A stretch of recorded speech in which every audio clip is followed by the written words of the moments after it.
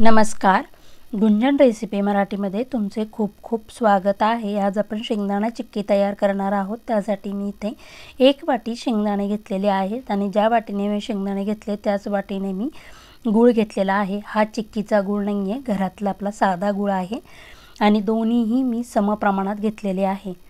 आता गॅसवर एक पॅन गरम करायला ठेवूया आणि पॅन गरम झाला की त्याच्यामध्ये शेंगदाणे टाकून घेणार आहोत। गॅसची फ्लेम एकदम लो ठेवूनच आपण हे शेंगदाणे खरपूस किंवा खमंग असे भाजून घेणार आहोत। आपल्या शेंगदाण्याची साल निघायला लागली की आता आपण हे शेंगदाणे प्लेटमध्ये काढून घेऊया आणि एक 10 मिनिटे आपण हे शेंगदाणे थंड करून घेणार आहोत। तोपर्यंत आपण पोळपाट घेऊन आपण पोळपाटावर साजूक तूप टाकून घेणार आहोत आणि हे साजूक तूप आपण संपूर्ण पोळपाटाला लावून घेणार आहोत। पोळपाटाला साजूक तूप लावून झाले की आपण लाटण्याला देखील साजूक तूप लावून घेणार आहोत। हे सुरुवातीलाच करायचं। आणि आता आपले शेंगदाणे थंड झालेले आहेत, ते मिक्सरच्या भांड्यात काढून मी हे साली सकट चिक्की तयार करणार आहे, कारण सालीमध्ये देखील शेंगदाण्याचा फायबर असते, त्याच्यामुळे मी ह्याची साल वेगळी करणार नाहीये। मी साली सकट शेंगदाणे वाटून घेतलेले आहेत आणि जाडसर असे मी शेंगदाणे बारीक केलेले आहेत। आता गॅसवर एक पॅन गरम करायला ठेवून त्याच्यामध्ये मी गूळ टाकून घेतलेला आहे। त्यामध्ये 2 चमचे पाणी टाकून आपण हा गूळ मेल्ट करून घेऊया। पाणी टाकल्यामुळे गूळ पटकन मेल्ट व्हायला सुरुवात होते। आपला गूळ जसजसं मेल्ट व्हायला सुरुवात होईल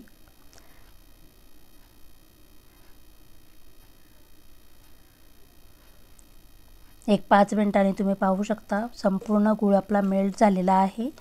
आता त्या आपल्या चिक्कीला छान अशी चकाकी यावी त्यासाठी मी इथे 1 चमचा साजूक तूप टाकून घेतलेले आहे आणि चिक्की आपली चवदार व्हावी त्यासाठी मी इथे विलायची पावडर अर्धा चमचा टाकून घेतलेला आहे आणि हे सर्व व्यवस्थित मिक्स करून घेणार आहे। एक 5 मिनिटांनी मी बाउलमध्ये थंड पाणी घेऊन त्याच्यामध्ये हा तयार केलेला गुळाचा पाक आपला तयार झालाय की नाही ते चेक करण्यासाठी मी तो पाण्यामध्ये थोडा टाकून घेतलेला आहे आणि 1-2 मिनिटांनी मी चेक करणार आहे। आपला गुळाचा पाक अजून तयार झालेला नाहीये, आपला गूळ अजून छान अशी त्याची गोळी झालेली नाहीये, त्याच्यामुळे मी पुन्हा 5 मिनिटे हा पाक एकसारखा हलवत राहून शिजवून घेणार आहे आणि पुन्हा एकदा चेक करणार आहे। टाकल्या लगेच चेक करायचं नाही, 1 मिनिट थांबायचं आणि त्यानंतर चेक करायचं। तुम्ही बघू शकता छान अशी आपल्या गुळाची गोळी तयार झालेली आहे। मी तुम्हाला दाखवते, प्लेटमध्ये आपण तिला टाकली की तिचा आवाज येतो, म्हणजे आपला गुळाचा पाक तयार झालेला आहे। आता मी ह्याच्यामध्ये जाडसर शेंगदाण्याचा केलेला कूट टाकून आपण हा गोळा होईपर्यंत एकजीव करून घेणार आहोत। आपल्या मिश्रणाचा छान असा गोळा तयार झाला की आपण हा लगेचच पोळपाटावर टाकून मी हा लाटून घेणार आहे।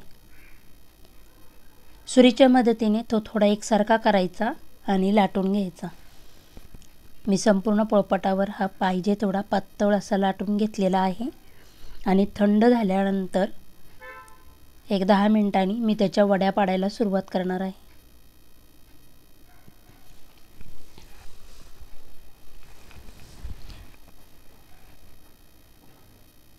मी चौकोनी वड्या पाडून घेणार आहे। तुम्हाला जर माझे व्हिडिओ आवडत असतील तर प्लीज लाईक, शेअर, सबस्क्राईब करा। तुम्ही पाहू शकता छान अशा वड्या आपल्या तयार झालेल्या आहेत। आपली शेंगदाण्याची चिक्की तयार झालेली आहे। एक चिक्की मी तुम्हाला तोडून दाखवते। एकदम क्रिस्पी आणि क्रंची अशी आपली शेंगदाण्याची चिक्की तयार।